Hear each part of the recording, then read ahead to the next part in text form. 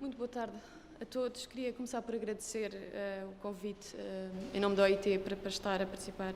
nesta sessão, cumprimentar os presentes e também aqueles que estão a assistir online. Vou tentar cumprir com o tempo que me foi atribuído e focar aqui no tema deste painel, partilhando convosco as reflexões que a OIT tem feito sobre as megatendências, as vulnerabilidades e as respostas estratégicas numa dupla dimensão, na dimensão de curto prazo de resposta de emergência à crise e numa dimensão de médio prazo, que julgo que também é importante, porque de facto tornámos um bocadinho monotemáticos nos últimos meses, não perder de vista as tendências de mais longo prazo, neste caso associadas ao futuro do trabalho. E uma breve nota, começando aqui com uma breve nota sobre contexto. Estamos a viver uma crise global e multidimensional, uma crise global de saúde que tem evoluído para uma grave crise económica e social, causando muitas disrupções no nosso modo de vida, na forma de trabalharmos, mas também de aprendermos. Temos assistido a uma paralisação das formas habituais de ensino e formação, que tem afetado a aprendizagem em todas as formas e em todas as fases da vida e gerando muitos novos focos de desigualdade que têm sido abordados pelos trabalhos do Colabor. E se tem colocado também muitos desafios ao nível da adaptação de modalidades online de aprendizagem e também desafios ao nível de manter a boa comunicação ao nível das instituições, mantê-las operacionais e boa comunicação entre os vários participantes do processo de aprendizagem. A OIT tem reorientado a sua ação para melhor apoiar os países, os seus constituintes, na mitigação dos impactos da crise, incluindo naturalmente ao nível da educação, formação e ensino profissional, tendo em vista a construção de um melhor normal. E, portanto, a OIT não pretende que se regresse ao pré-crise, mas que se acelere, no fundo, a construção de um futuro mais próspero e mais resiliente, como também já foi aqui referido. Passando então para as megatendências e vulnerabilidades, vou começar por aquelas que são de curto prazo. Temos assistido um pouco por todo o mundo ao fecho generalizado das instituições de ensino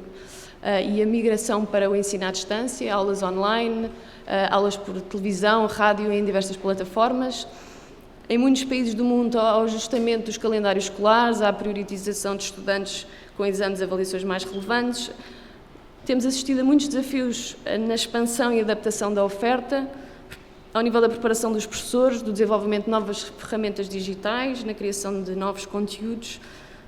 ao nível da certificação de competências e a manutenção também de estándares de qualidade. Mas o Covid também tem sido catalisador de soluções bastante inovadoras ao nível da aprendizagem, novas parcerias, novas ferramentas, como, por exemplo, experiências de realidade virtual, etc. Passando para as questões de médio prazo, a OIT tem trabalhado muito as questões do futuro do trabalho e, portanto, julgo que pensarmos nas skills na lógica do pós-Covid implica juntarmos as duas dimensões de curto prazo e de médio prazo e a este nível recordar aquelas que têm sido identificadas como as megatendências, a questão da transformação tecnológica, robotização, automação, inteligência artificial, que fazem com que as skills atuais sejam bastante desajustadas face aos empregos do futuro, novas skills serão necessárias e os ciclos de vida dessas competências serão mais curtos, portanto serão rapidamente obsoletas, o que implica uma aprendizagem permanente e ao longo da vida e remete para novas skills, não só técnicas na área das STEMs, das ciências, das tecnologias, engenharias, matemáticas, mas aquelas que também foram ditas na apresentação anterior, competências cognitivas, não cognitivas, comportamentais, orientadas para a resolução de problemas, etc. Economia verde, a transição para uma economia verde vai exigir também novas skills que suportem, no fundo, a adaptação de práticas e a adoção destas novas tecnologias verdes, mas implica também aqui que vão ser eliminados postos de trabalho associados às indústrias intensivas em carbono e recursos naturais e, portanto, a OIT tem trabalhado muito esta questão da transição que tem a ver com alterações ao nível do nosso modelo de especialização produtiva. E, em terceiro lugar, as transformações demográficas, que têm sido amplamente discutidas também em Portugal, que vão implicar pressões no mercado de trabalho, a alteração da composição etária do nosso mercado de trabalho, pressões nos sistemas de proteção social, mas levarão também à expansão de certos setores, como os setores da saúde, os setores dos cuidados, por exemplo. Passando então para as vulnerabilidades, refiro aqui apenas algumas.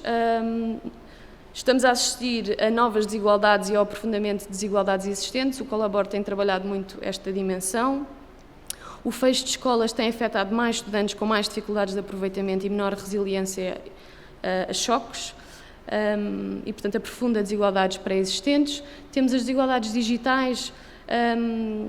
que colocam em desvantagem os agregados familiares mais pobres, as pessoas com deficiência e incapacidade, afetam mais raparigas e mulheres do que rapazes e homens, mais os ambientes rurais do que os urbanos e mais os professores mais velhos do que os mais novos. Temos as mulheres numa situação desvantajosa também a muitos níveis, por um lado porque os setores económicos têm sido mais atingidos pela crise, como por exemplo os serviços, a área do turismo, restauração, são setores mais feminizados. Por outro lado, os setores com maior risco de contágio também são mais feminizados. E depois há ainda todo o trabalho doméstico ao remunerado, pouco protegido do ponto de vista da proteção social, mas também há o trabalho doméstico não remunerado, e temos dados para isso em Portugal. Por exemplo, quem ficou mais em casa com os filhos em resultado do fecho de escolas foram mais as mães do que os pais. Quem ajuda mais nos trabalhos de casa, também há dados de inquéritos nacionais sobre isso, são mais as mães do que os pais. E, portanto, é um trabalho adicional que dificulta a conciliação, e temos também desvantagens ao nível da literacia digital. Trabalhadores em layoff ou desempregados, temos um risco grande e uma vulnerabilidade associado ao afastamento mais prolongado do mercado de trabalho e à erosão de competências.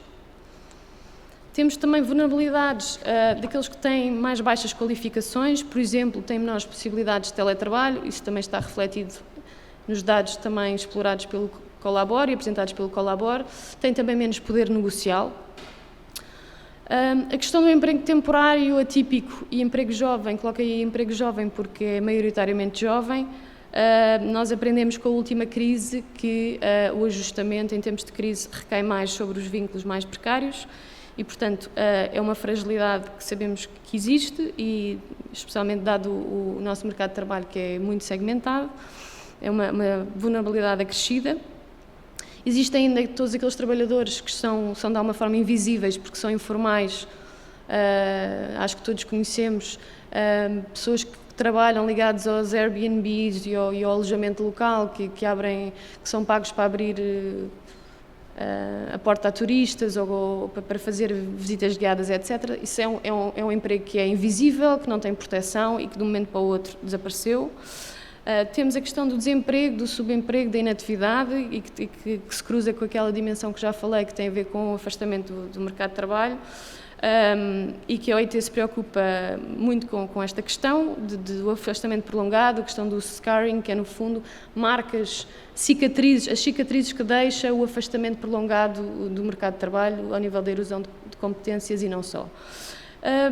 Por fim, ainda nas vulnerabilidades, as PMEs, também já foi aqui referida a enorme fragmentação do nosso tecido empresarial e quanto mais pequena a empresa, menores recursos tem para a reconversão de skills também e para lidar com choques externos como aqueles que temos vivido recentemente. Finalmente, respostas estratégicas. Também queria abordar aqui na dimensão curto prazo e médio e longo prazo, portanto, começando com o curto prazo, em relação ao ensino à distância, a OIT tem defendido que há 3 grandes questões a abordar pelas políticas públicas. Uma tem a ver com a mobilização dos recursos humanos e financeiros que garantam o acesso universal às infraestruturas digitais, ferramentas e tecnologias de aprendizagem modernas. Um segundo aspecto que tem a ver com os gestores do ensino superior, os professores, formadores e alunos receberem formação e apoio para lidar com esta mudança e com as novas tecnologias e em terceiro lugar, que devem ser revistos os modelos de ensino e aprendizagem para que se tire o melhor partido dos recursos e tecnologias. E queria aqui sublinhar que para a OIT o ensino à distância é uma resposta de emergência à crise e não é um substituto. A OIT não encara o ensino à distância como um substituto de longo prazo para o ensino presencial e para a formação prática ao nível do desenvolvimento de competências. Quase a terminar, ainda na resposta de curto prazo, explorar a complementaridade entre proteção social com cobertura universal e níveis adequados de apoio com políticas ativas do mercado de trabalho que forneçam oportunidades de upskilling, reskilling, reconversão, atualização de skills e competências para trabalhadores precários e trabalhadores em transição. Julgo que em Portugal temos menos a tradição de nos focarmos nos trabalhadores precários e será, se calhar, relevante também colocá-los aqui nesta equação, para que consigam evoluir também para uma maior integração e maior proteção no mercado de trabalho. Outros dois pontos têm a ver com a empregabilidade e têm a ver com a questão que referi há pouco de manter quem está fora do mercado de trabalho o mais ativo possível e manter condições de empregabilidade para que regresse com a maior rapidez ao mercado de trabalho e, portanto, uma oferta online de formação em competências-chave para a empregabilidade, assim como a intensificação do aconselhamento para que, de facto, sejam mantidas e reforçadas as condições de empregabilidade. Para terminar, o último slide, numa lógica de futuro do trabalho, daquilo que já referi, a OIT tem-se debruçado muito nas questões do desajustamento entre oferta e procura no mercado de trabalho, atendendo às megatendências do futuro do trabalho e, portanto, é necessário, segundo a OIT, sistemas de ensino e formação capazes que sejam flexíveis, capazes de adaptar e responder às necessidades do mercado de trabalho, não apenas à evolução rápida do trabalho a que estamos a assistir, mas para suportar, para apoiar as transições estratégicas de futuro, quer sejam aquelas que são globais, como a transição verde, digital, mas aquelas que também são opções estratégicas nacionais, que foram aqui também afloradas. E, portanto, a renovação de skills ao longo da vida para apoiar estas diferentes transições é fundamental. Em relação às STEM, às ciências, tecnologias e engenharias e matemáticas e as tecnologias digitais, que falei há pouco, têm a ver, que serão fonte de maior procura, eu queria aqui referir a questão da segmentação profissional, que começa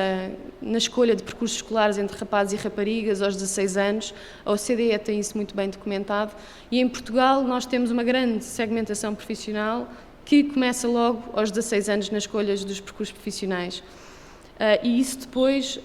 portanto, temos poucas mulheres nas STEMs, nas tecnologias digitais e depois quando chegamos ao mercado de trabalho são as áreas com, em média, maior produtividade, maior remuneração e depois temos disparidades salariais que tentamos corrigir já numa fase em que já é um bocadinho tarde demais ou é mais limitada a ação e, portanto, olhando, por acaso olhei recentemente para esses dados e a evolução das últimas décadas em Portugal, não temos progredido muito ao nível de uma maior igualdade nas escolhas